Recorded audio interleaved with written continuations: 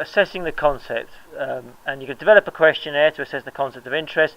First thing you need to do is work out how many items you want, and this is there's not an absolute science to this, and researchers sort of take a guess really, but if they want the questionnaire to be brief, then there'll be fewer items. If they want the questionnaire to be comprehensive, then they'll have more items.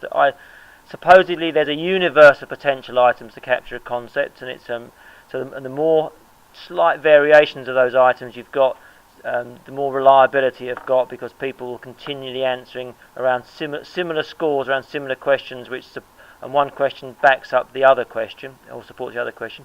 In the mood measure that you have just completed, there are 4 items in each scale, so tension, and tension is the sum of those items. So what the researcher or practitioner does is add up the scores for each item and get a total score. So as you can see from that questionnaire, it's either 0, 0 for all items, or 16, 4 for all items. You get a score from 0 to 16. And once you've got that score, you can say, well, what on earth does that mean? Of course, those scores are somewhat arbitrary, so you can't say to your friend, oh, I'm a 5. I'm a 5 on tension. Does that mean anything? Doesn't mean too much.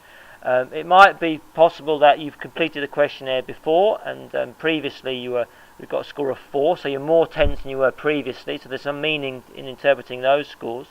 We've got the indicators, which are a little bit and moderately, so it suggests you're feeling some tension, but we don't know how precise and how exact those are, because they are estimates.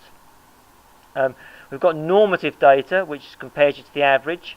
Again, that you may well be very different to the average. I mean, that if you are 6'10" height, then comparing everything to the average is going to be very different, because you're a lot taller than most people, and so on. So there's always that degree of subjectivity and interpretation in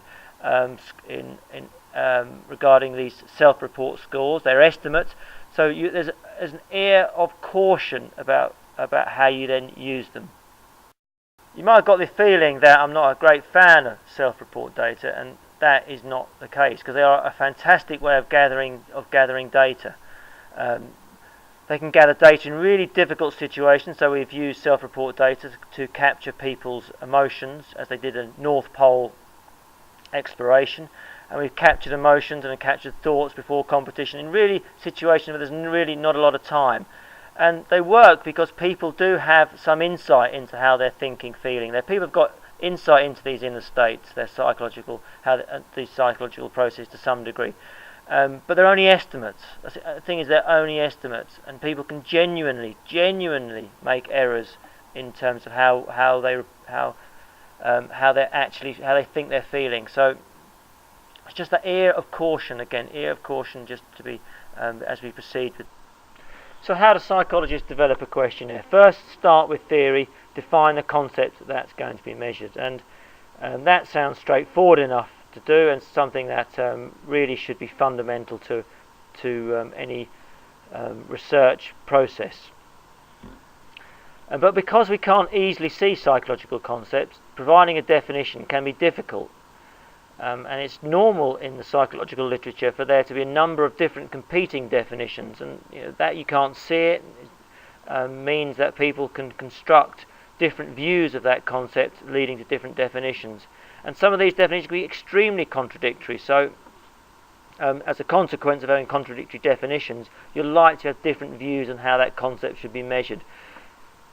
So, when looking at the validity of a measure, it's really important to look at the theory that it's supposed to be measuring, because that is the tool that's going to be used to test that theory.